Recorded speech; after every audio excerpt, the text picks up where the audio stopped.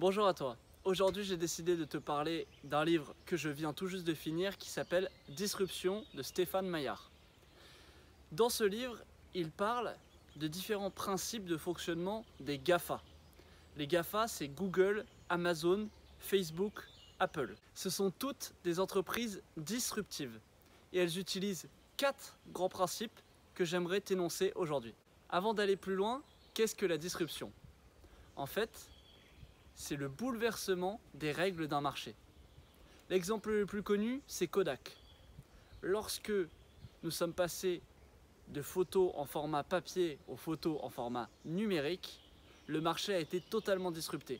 Et Kodak, qui était un grand acteur de la photo papier, n'a pas su prendre le virage. Alors, le premier principe de fonctionnement des GAFA, c'est d'abord celui de la rapidité. Aujourd'hui, les clients se sont habitués à des interfaces réagissant de plus en plus rapidement. Regardez la 4G, elle réagit aujourd'hui ultra rapidement. Et pourtant, on veut tout de même passer à la 5G. Le deuxième principe essentiel, c'est celui de la personnalisation. Aujourd'hui, les GAFA cherchent à accumuler le plus de données possible sur nous afin de les utiliser avec de l'intelligence artificielle pour créer une expérience client qui soit le plus personnalisée possible. Avant, on cherchait à s'intéresser en surface à ses clients afin de leur vendre des choses. Aujourd'hui, les GAFA cherchent à connaître en profondeur chacun de leurs clients pour leur vendre des choses.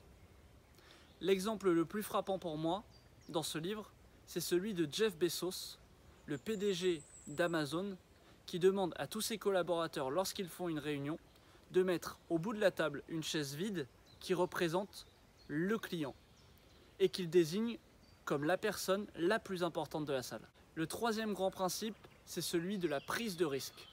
Aujourd'hui, les GAFA cherchent à investir massivement dans des innovations afin de disrupter leur propre marché avant même de se faire disrupter. Le plus bel exemple, c'est celui d'Apple qui, avec son iPhone, a disrupté son iPod. Le quatrième et dernier principe, c'est celui d'innover en créant de nouvelles méthodes de travail afin d'améliorer l'efficacité des entreprises et des employés. Elon Musk, le patron de Tesla, a par exemple décidé de supprimer les barrières hiérarchiques parce qu'il considérait que cela ne permettait pas à l'information de circuler assez rapidement au sein de son entreprise. Il a donc fait en sorte que chaque employé puisse communiquer avec n'importe qui dans l'entreprise, quel que soit son grade. Il y a également d'autres nouvelles méthodes de travail, telles que implémenter la sieste au sein des entreprises, ou même de la méditation, ou encore tout simplement casser les codes vestimentaires en permettant à chacun de venir habillé comme il le souhaite. Dans la Silicon Valley, certains vont même jusqu'à prendre des microdoses de LSD pour améliorer leur performance quotidienne. En fait, ces 4 grands principes feront partie de la norme dans la société de demain. J'espère que te les présenter t'aide à avoir une vision plus claire pour mieux t'y adapter. À mon sens, la curiosité et la remise en question restent les 2 qualités essentielles pour survivre dans ce monde de disruption.